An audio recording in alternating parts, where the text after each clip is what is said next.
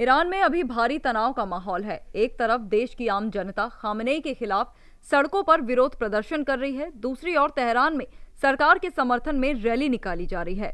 Khamenei शासन समर्थित और विरोधी प्रदर्शनकारी आमने सामने हैं।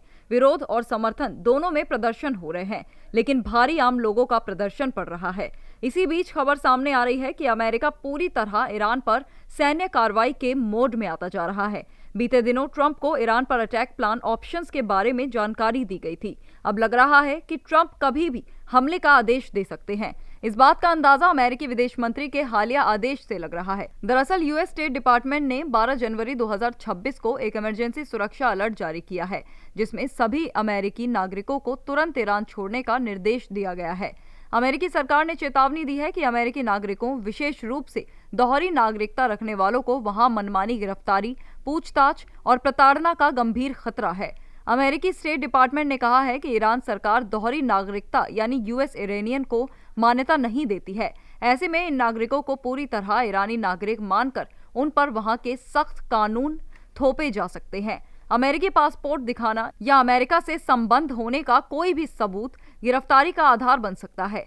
ईरान में कोई अमेरिकी दूतावास नहीं है, इसीलिए संकट में फंसे नागरिकों को सरकारी मदद मिलना लगभग नामुमकिन है।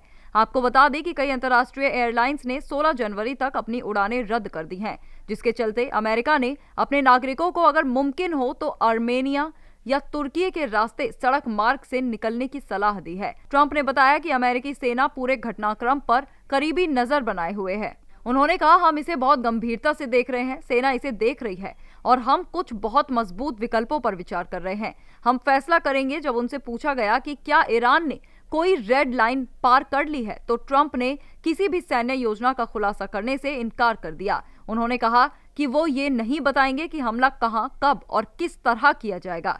राष्ट्रपति ने बताया कि उन्हें ईरान की स्थिति पर लगातार जानकारी दी जा रही है।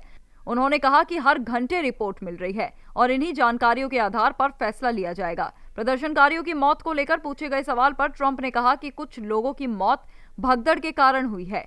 उन्होंने ये भी कहा कि भीड़ बहुत ज्यादा थी और कुछ लोगों को गोली भी लगी।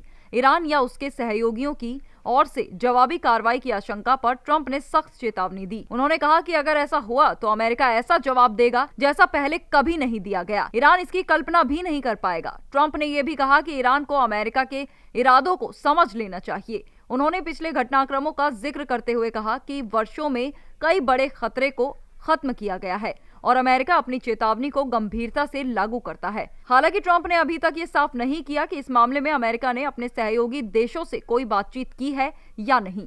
उन्होंने ये भी नहीं बताया कि अंतिम फैसला कब तक लिया जाएगा।